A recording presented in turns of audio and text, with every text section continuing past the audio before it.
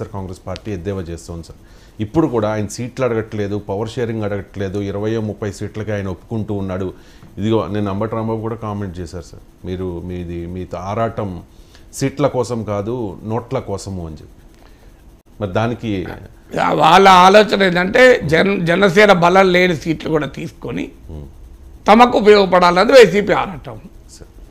అంటే జనసేనకు బలం లేని సీట్లు కూడా పోటీ చేసి ఓడిపోతే తమకు లాభం అని కదా.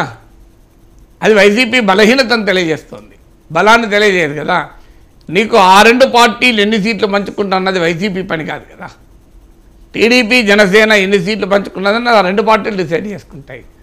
కేవలం దీన్ని పవన్ కళ్యాణ్ అభిమానం రెచ్చగొట్టాలి.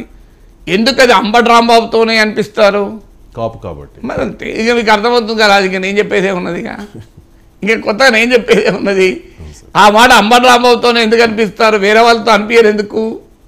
క్లియర్గా అర్థమవుతుంది కదా ఎవరిని రెచ్చగొట్టి ఎవరికి దూరం చేయాలనే ఎత్తుగడ అనేది.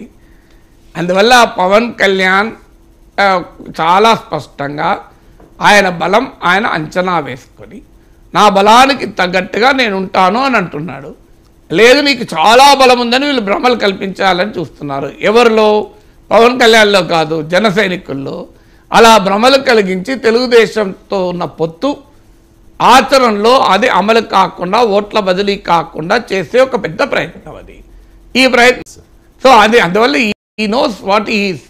అందువల్ల అల్టిమేట్లీ జనసేన శ్రేయస్సు కోరి అంటున్న మాటలు కావివి.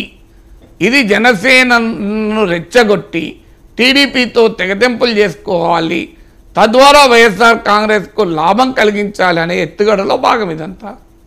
Right sir. మరో టాపిక్ సార్, 1000 ఏళ్ళు గుర్తుండేలా 3వ విడత పాలన